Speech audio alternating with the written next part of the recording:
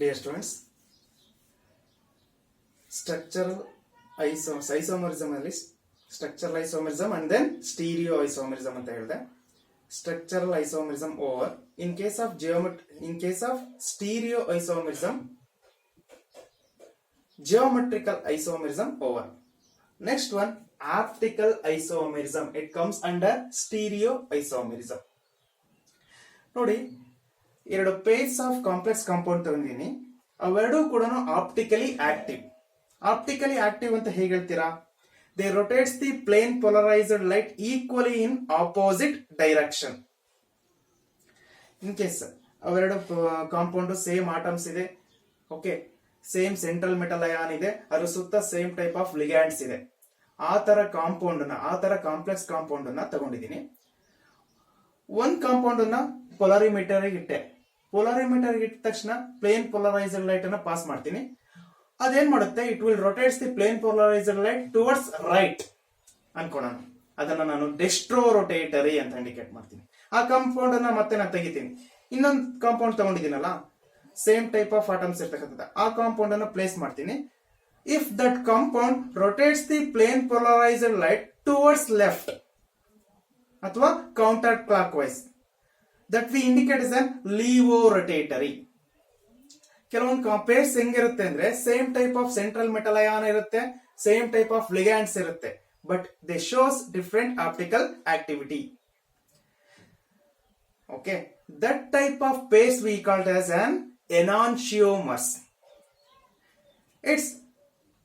They are non-superimposable mirror image.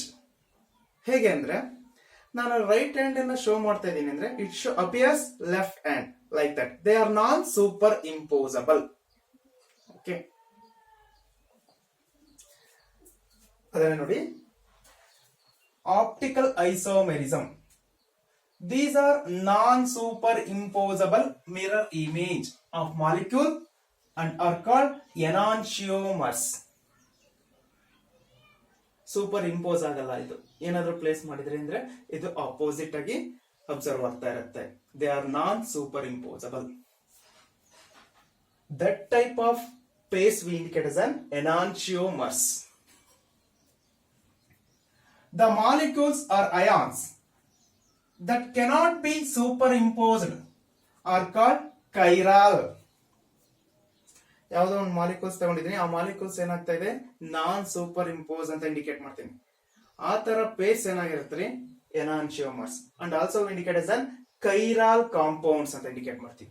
chiral enantiomers are also indicated as an chiral compounds. Chiral compounds are optically active. ಹೇಗೆ ಹೇಳ್ತೀರಾ sir ಅವು optically active ಅಂತ?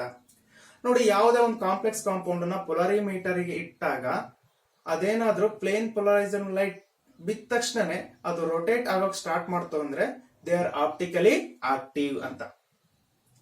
If compound rotates the plane polarised light towards right, we indicate as an dextrorotatory.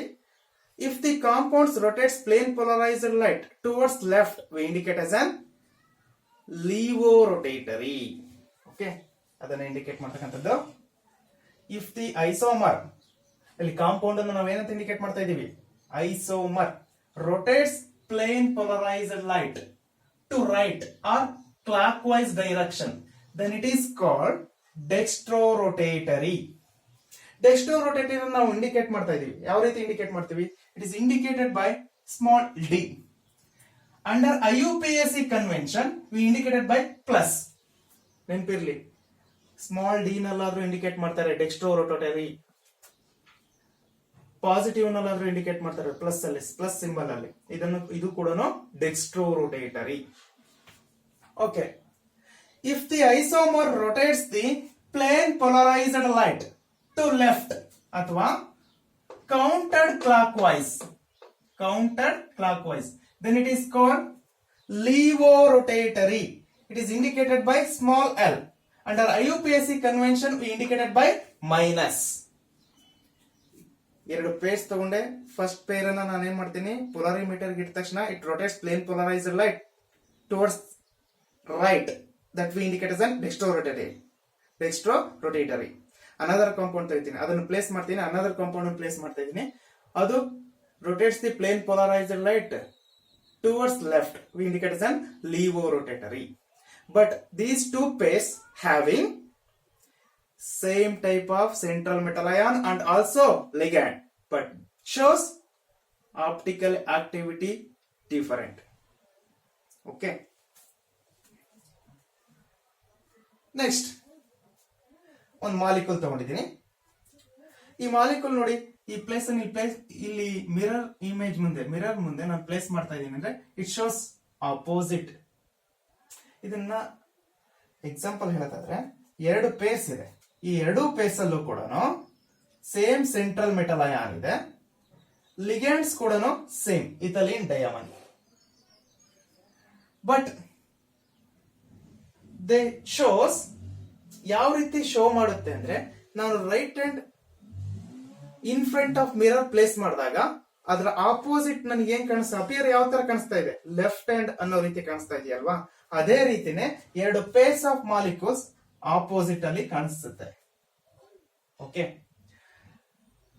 ಈಗ example ಈ molecule ನ ತಗೊಂಡು ನಾನು polarimeter ಅಲ್ಲಿ ಇಟ್ಟೆ.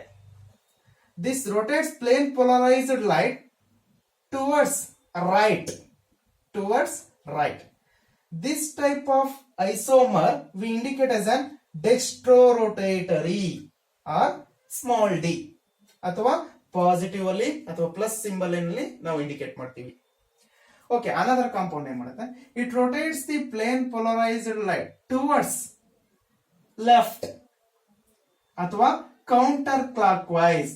This type of isomer we indicated as levorotatory are indicated by small l. Under IUPAC convention we indicated by minus. These two pairs are having same type of atoms and then ligands, but show this is dextrorotatory. In under polarimeter it rotates plane polarized light towards left, that's why we indicate as an levorotatory. Okay, last point ನೋಡಿ, enantiomers rotate the plane polarized light by exactly the same amount but in opposite direction. enantiomers ಅಂದ್ರೆ ಏನ್ರಿ, ಎರಡು ಕೂಡ ಏನಾಗಿರ್ತೀರಿ, pairs ತಗೊಂಡಿದೀನಿ, ಆ pairs ಅಲ್ಲಿ same type of ligand central metal ion ಇದೆ, but rotates plane polarized light equally in opposite direction. Totally we indicate as by optical isomerism. Neanpirli, enantiomers are optically active. Chiral compounds are optical active. Enantiomers also indicated by chiral compounds.